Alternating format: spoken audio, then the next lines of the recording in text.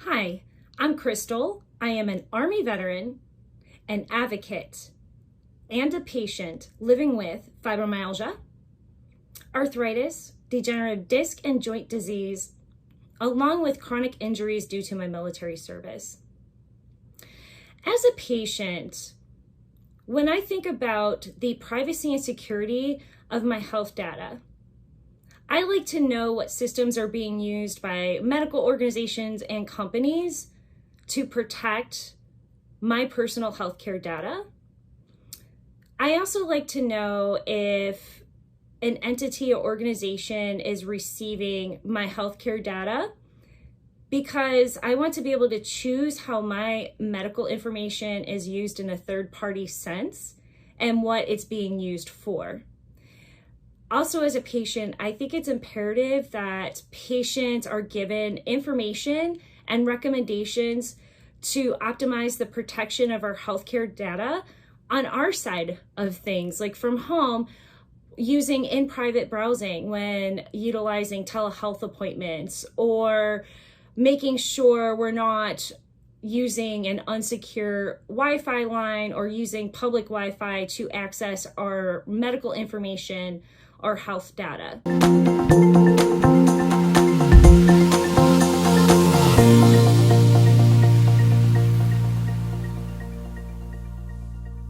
Welcome back, Health Impact audience.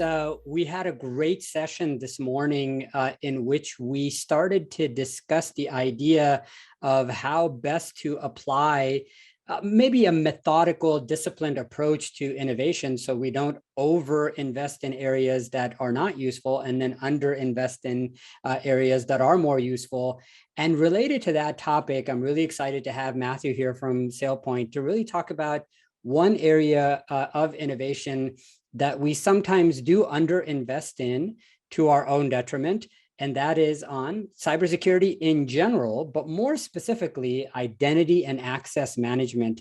Identity and access management is, of course, the part of cybersecurity which is arguably the most important, as well as the thing that an end user can regularly see and interact with. And we say arguably the most important because you have things like encryption and encryption in transit, encryption in storage, and those kinds of areas. But those aren't things that end users can see. When an end user has too many logons, they get upset. When an end user has too difficult an ability to get authorized for the things that they want to use on the internet or in an application or at a hospital, they get upset. And so things like single sign-on, shared sign-on, identity and access management, these are all topics that are mattering more and more as things go into the cloud. More and more integrations are done. So that's why it's a very, very important topic. The speed of your innovation and your ability to deliver it is directly related to how well you can solve your cybersecurity problems, to go through an audit and make sure that you have a secure system.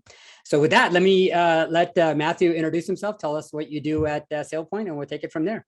Yeah, thank you. So Matt Ratcliffe, I'm the Area Vice President for the healthcare business here at SailPoint. Actually just celebrated my 10-year anniversary with the company. So it feels like, a third of my life at one company. But I've been in the identity security space and healthcare for almost 30 years. So definitely have seen an awful lot in this world and in this vertical, and definitely an interesting 2 to 3 years more recently, right? So really great to be here and excited for our conversation. No, and you're most welcome here. We love getting experts who have been in the business doing this stuff for hundreds of years. So that's good to know. But now let's start off with, just in the last couple of years, we've noticed that technologies and implementations that took a while to get implemented very quickly got implemented, which meant arguably that perhaps we skipped some important steps, or perhaps we used to be very slow and we just got somehow faster. Which one do you think it is? Were we skipping any important cybersecurity or other identity and access management steps in order to authorize, like telehealth and these other tools that we got to use quickly? And if so, how have you seen customers adapting to that? Yeah, so yes and yes, and let me touch on something you actually said at the beginning about single sign-on, right? Historically, if you talked about cybersecurity and access in healthcare, we kind of jumped to this conclusion of, hey, I got to make the doctors and nurses happy. I've got to reduce their sign-ons, and we enable them with some really great, cool technology, something that reduced passwords, made it easy to jump onto a shared clinical workstation and not have to enter a username and password.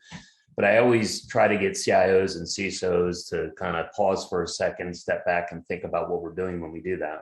If we don't already know what they have access to, we're really enabling them with a tool of convenience to perhaps do something that was inappropriate, just in a more efficient way. I think the last 3 years, identity in healthcare greatly accelerated because, frankly, COVID put a spotlight on some major gaps in healthcare. We first, if you think about all the critical care needs that were out there, healthcare organizations had to rapidly transfer thousands of nurses, onboard hundreds and in some cases thousands of additional clinical staff and even volunteer physicians, and rapidly give them access. All the while, they were doing this in a very manual way because that's what they were used to, a small IT team giving the access they need on day one to go off and treat patients. And they were manually creating accounts. Well, all of a sudden, this rapid influx, this rapid need to provide critical patient care showed that, hey, we have some really kind of weak or outdated processes. We need to find a way to automate a technology that would allow us to quickly and rapidly onboard new clinical staff or transfer staff from one unit to another and give them the appropriate access they needed. And now, as we hopefully come out on the other side of COVID, now they've got a whole nother problem. How do we terminate this access that we rapidly onboarded? And how do we unweave this knot of making sure that we're still compliant with HIPAA and other healthcare regulatory demands, right?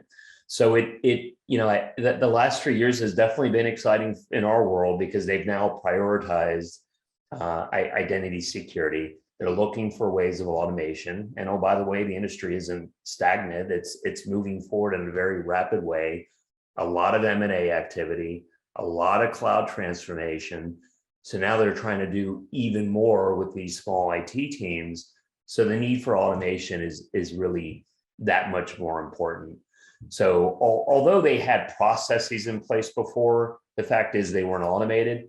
And now they realize they've got to create some better security programs that allow them to build automation around managing access to patient applications and the patient data.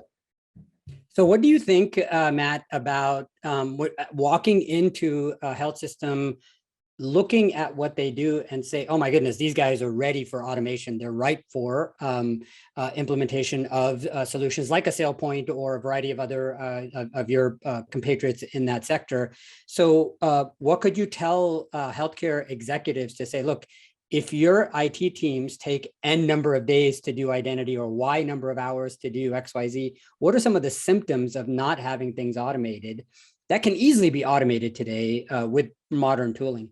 Yeah, look, I had never seen this kind of, I'll call it a use case, be more important to a healthcare organization than today. And it actually has to do with employee satisfaction. We had several customers in the last couple of months acquire SailPoint because nurses quit on day one because they didn't have the access they needed to go off and treat a patient. So more than ever, identity security is actually being leveraged as a tool to provide what they call their customers, right? Their customers are their nurses and their doctors satisfaction, that they have the confidence that the day they join the organization, they have the right access to go and treat a patient, which is really what they care most about, right? So if first and foremost, you're struggling, it's taking days and weeks, which is very common in healthcare, to onboard clinical staff, to give them the access they need to treat patients. If you're waiting on that learning management program to kind of, when you need access to an Epic, a Cerner, or a Meditech, there's required learning that you have to complete before you get that full access. If that's lagging behind in that process to connect the completion of learning to, hey, I'm a nurse in an emergency department, and I need this this specific access. If that process is lagging, then yeah, that is where identity security can definitely help and alleviate a major gap. And on the other end of that, the termination process, this is just as important as the onboarding process, that when someone leaves the organization, that access is immediately terminated. An identity left behind is an identity that creates a risk in the security posture of the organization, and remediating that access the day they leave the organization is just as important as that day one onboarding. So if that remediation process is also lagging, either it's not happening at all or it's taking weeks to remediate that access, that's another great that's another symptom that you've got a great need for an identity security program. Right? And so when you think about automation, Matt, you're saying that if I were to join as a nurse at a hospital and I have to be onboarded onto 22 different systems, which might not be too high, by the way, and it's fairly reasonable to believe dozens of systems have to be activated. You're saying that the tool sets do already exist to allow that to happen in minutes, not hours, days, and certainly weeks. And if so, what's holding people back from implementing? Is it a lack of knowledge that these kinds of systems are automatable, or is it something else? Yeah, that's a great question. I just gave this exact talk at a recent healthcare conference. I think if you look, if you look at data in the past around identity security programs or healthcare-based IT programs in general, there was a study many years ago by a university that essentially showed that almost 70% of healthcare IT projects fail. And when they dug into the whys behind it, a lot of it had to do with the technology really not solving a problem through the lens of a clinical caregiver. They're solving a security problem, but they're creating friction between clinicians and the IT or security department. And in fact, if you look at similar statistics in today's environment, the statistic is almost the same. It's about a little over 60% now of healthcare IT programs fail. And I think because still a lot of technologies do not solve these problems through the lens of, hey, what's the impact on clinical care? So as an example of one organization, we've invested over the last 5 years in what we would call true data science. How can you leverage an AI-like technology to reduce the friction between clinicians and IT and security? One great example is we're always asking a clinical manager to approve access requests. Well, I hear CIOs say time and time again, hey, my nurses and doctors are really great at treating patients. They're not very good at making IT decisions, right? Security decisions. So why am I asking them to do that? Well, we're looking at ways of leveraging data science to either make that decision on their behalf because of the data and the patterns that we understand in terms of, think about peer groups, all RNs getting similar access, all NICU nurses getting similar access, all ED physicians getting similar access. If we can recognize these patterns, so when someone goes and requests access, if I know that someone falls in a peer group and that access request is consistent with the security policy, I don't need to interrupt someone's day from treating the patient to approve that access request. And the opposite of that, if a nurse is asking for something that only 1% of other nurses that look like them in terms of role have that access, then I should automatically, deny that access request or terminate that access. So we want to leverage new capabilities, data science, to reduce that friction between clinicians and IT security, right? And we believe if we can do that, we can have greater success in identity security programs, specifically in a healthcare setting. No, I love that. So using machine learning and, we'll call it AI just because it's a buzzword, but using machine learning and AI to learn how approvals are made is a great way to automate. So I love that. Any other examples of what you guys could do to help automate? Yeah, so look, another great analogy. I met with a CIO of a large East Coast health system right before the COVID lockdown, right? And when I walked into his office, I could tell he already looked a little frustrated. I hadn't even talked to him yet, so I knew it wasn't me. But he said, look, I'm frustrated and paying outside consultants every year to come into my organization, look at my roles, develop a role model. And because of how fast we're changing as an organization, that role model is broken 30, 60 days later. use the analogy of, hey, it's like painting a bridge. By the time you're done painting the bridge, you got to go start all over again and start at the beginning. So you're really never done, right? So we want to also leverage machine learning, data science, that AI buzzword, but it's true data science, to continuously analyze an organization, watch for new applications being onboarded and who's being granted access to that new application. And maybe we automatically adjust the role of where that application fits into. If we find that there's a new population of users, maybe because of a joint venture or a business partnership, and those people are getting certain kinds of access, maybe we automatically create a new role to accommodate that new peer group, that new group of users, right? So we want to watch in real time different patterns and how things change over time, so we can automatically either recommend changes to the role model or actually update the role model in real time, instead of having this static, that point in time kind of strategy around roles, which historically identity technologies were based on, a very static process for role modeling. So that's another great way that we can use machine learning and data science to reduce that friction in that role modeling process. And given all the M&A going on in healthcare, we can't keep doing that process manually. We just can't keep up with the rapid change in pace. No, I completely agree. And, we've discussed the idea of zero trust networks and zero trust security over the last few years.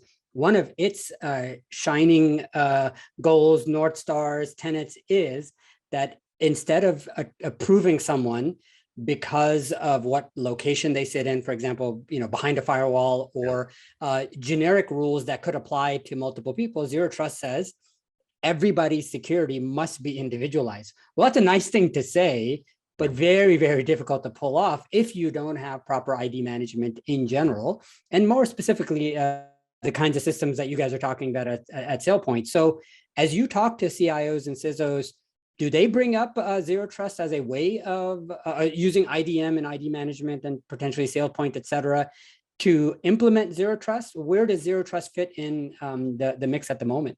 It is now, and you talk about buzzwords with AI, zero trust is definitely the word of the week, right? I mean, this is coming up in every conversation, and there's a couple drivers behind it.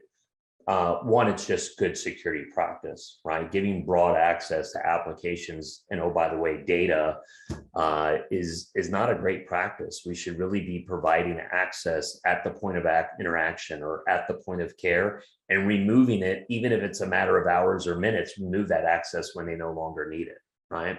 So that's just good security practice. But in healthcare, and I think COVID really launched this, right? COVID created this, remote workforce strategy that actually accelerated cybersecurity threats, right? So more than ever, healthcare organizations were being targeted because data was on the move like never before. Data was being accessed from BOI devices, from home, from, think about earlier, we talked about these volunteer populations or new populations just being brought on board, and we broke this security glass just to give them access so they could go treat patients. So the intent behind it was okay, but the outcome was not great from a security perspective. So all of a sudden, threats increased, cybersecurity insurance premiums increased. Well, now cyber insurance companies are actually programmed to ask the question, are you pursuing zero trust? Do you align with a security framework like NIST or HITRUST? Can you show us the controls you have in place? They're explicitly asking, cybersecurity insurance companies are explicitly asking, do you have MFA technology? Do you use single sign-on? Do you have identity security, right? They're asking these questions so they understand the risk profile of any one customer when they provide them cyber insurance. So we are one of those essential controls, right? We are really at the forefront of ensuring that a user in healthcare, a clinician, a nurse, an IT user, that they have the right access at the right time to the right applications and data to only do their job. And oh, by the way, when that access is no longer needed, whether it's minutes, hours, or days, we're terminating that access immediately, right? So this is really the one of the core pillars of zero trust is establishing these controls and putting these controls in place. So we believe we actually sit at the front door of that process. Oh, that sounds very impressive. And in fact, thinking about what you just said with cybersecurity insurance, some places are getting it's getting difficult to get cybersecurity insurance because your security posture is so bad, right? So could one make the argument, Matt, that if you put in appropriate tools, technologies, automation, et cetera, and it costs you N dollars to put that into place, could you save Y dollars that may be equal to N somewhere on the cybersecurity side? Absolutely. If you, I think one of the reasons that identity security lagged years ago in healthcare was they were trying to just build a justification around, hey, I can automate and save a few hours of time, and that was their business case. That's not really a board level kind of conversation, right? But all of a sudden, when you start having the conversation that, hey, geez, board, our premiums are going up from $400,000 to $800,000 a year, or we're being denied cyber insurance, that's a completely different conversation. That's a board level conversation, right? All of a sudden, it's what do we need to do to get these premiums, right? To reduce the premiums, to have the right cyber insurance policy. What do we need to do, Mr. or Mrs. CIO? Well, hey, the first thing I need to do is pursue zero trust. And there's these pillars I got to pursue, right? MFA, identity security, these are core pillars. So all of a sudden the conversation is elevated in healthcare. And now it's not a matter of, will I ever get the budget? It's when can I get the budget and when can I get started, right? Yeah. And really what's interesting about this, Matt, is that in the past, we have said you have to do it, but there was no ... or else. And now the or else isn't some hacker might get in. It might be you can't operate without insurance, right? Correct. It's like going to a hospital and saying, oh, by the way, you don't get any medical malpractice insurance for any of your doctors next year. Yeah. The hospital would shut down literally. And that is what, unfortunately, many health systems are looking at over the next couple of years, only because the cyber insurers are starting to recognize that there is a way of measuring security. And it starts with, obviously things like identity access management. It could be intrusion detection. There's, a boatload of things and controls that are there. But some of these could be prioritized higher just because it matters so much to retention and employees, et cetera. So if you matter to employees and you could prioritize it higher, and oh, by the way, you could make back the money by reducing your insurance premiums, et cetera. It seems like a win-win here. Have you noticed any customers using that as an ROI argument? Absolutely. In fact, I think we're a little unique that we actually built a financial analyst team to sit down with customers to really, what I'll call interrogate their business processes today. So we can help them. Vendors all have these ROI tools, but of course, those ROI tools always justify buying that vendor product. Surprise. Yeah, surprise. You should go buy it. Well, we took a different approach, right? We onboarded a group of financial analysts that sit down with a customer and really interrogate their business processes. They want to understand, how do you onboard staff today? How do you transfer staff? How do you terminate staff? What parties are involved in provisioning to an Epic, a Cerner, or a Meditech, right? So they really dive deep in all these different processes. And they also look through the lens of cyber insurance and other cost savings areas.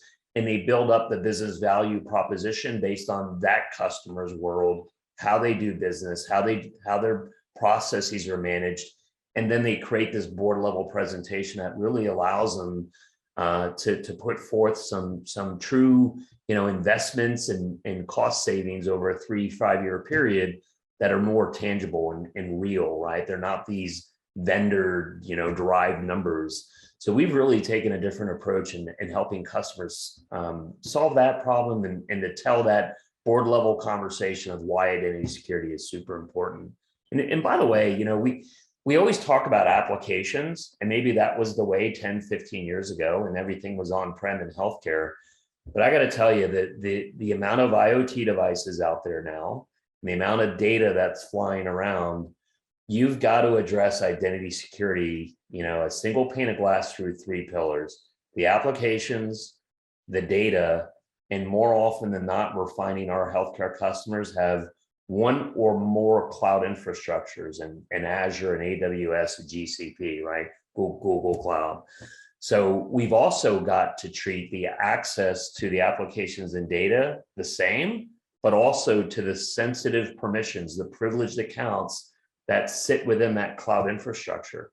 So when we talk about these problems with a prospective customer or current customer, we talk about it through the lens of applications, data, and cloud infrastructure. If you're only looking and focused on one of those three pillars, you're only solving a third of your identity problem. So you've got to really look across all three of those areas. Yeah, I couldn't agree with you more. And in fact, in the last couple of minutes that we have, we've already chewed up most of our time. We've had a blast here. So in the last couple of minutes, the last question I'd like to ask you is, do a little bit of future scoping, let's say in the next couple of years, as the complexity grows for the number of devices, number of users, et cetera, and our legal documents, the existing business associate agreements and things like that, are not at all machine readable, machine executable, or anything like that. What do you see over the next couple of years that we could do to connect lawyers with the output of the systems themselves so they can see an auditable infrastructure where they know that the rules are being followed, not hoping or guessing that the rules are being followed? Yeah, so look, we talked about one of the elements, which is we have to remember that when we talk about any of these cybersecurity controls or technologies, it's not just about application access, it's applications, data, cloud infrastructure. But we also have to remember that an identity is not just a human footprint. An identity can be a bot device, right? It could be multiple bots. In fact, customers have hundreds and thousands of robotic devices out there that are automating human process, right? So we also got to think about the word identity as not just the human, but these different types of devices. The other challenge that we're seeing pop up now is what I'll call around APIs, right? So you have all these web services, all these cloud applications, and even on-premise applications have all these different hooks into them. And as a very astute CISO said out of a large Florida health system, every one of those APIs for me is an area of risk, right? I need to govern those just like I'm governing an identity to an application, data, or infrastructure. So as we kind of think about, some of these legal frameworks in the past, it was all about a human and not necessarily dictating a technology process. But as long as I could document a process, it was good enough. Well, no, we now need to think about these, relationships through the what I'm touching, applications, data, or infrastructure, that it's not just a human, it could be a bot, and it may not just be some static infrastructure. It could be an API or some other access point that I've got to govern, just like I govern access to applications or data, right? So this is rapidly evolving, and as an organization, we try to make sure that when we think about an identity, we're always very open-minded. Anything that requires governing of access to any sensitive entry point within the organization, whether it's an application, whether it's data, whether it's an API, an IoT device, we're going to keep thinking about it through these lenses. But you're right, we need these kind of legal frameworks and policies to kind of catch up with the reality of where an identity is today and the risk of those identities. Yeah, I mean, this was a fantastic conversation. Thank you so much, Matthew, for taking the time out to talk to us. And one of the two key lessons here are that things are more automatable than you ever think they are. So that's one key lesson that Matthew just taught us. And the second thing is think deeply about how, if you implement certain things, you could save money relatively quickly, like within that year, perhaps the following year, on your cyber insurance premiums. And that might help you out in prioritizing some of these things. With that, thank you so much, Matthew. Any last minute words that you want to say? Yeah, no, look, we're super excited, really happy to be here. And anything we can do, whether it's with SailPoint or looking for lessons learned or advice, we're always happy to collaborate with customers. Is really important to us. And whether it's us or another vendor, we just want to see customers approach this in the right way and think about it the right way. So any way we can help, I'm happy to, and I appreciate your time today. We appreciate you being here. Thanks a lot.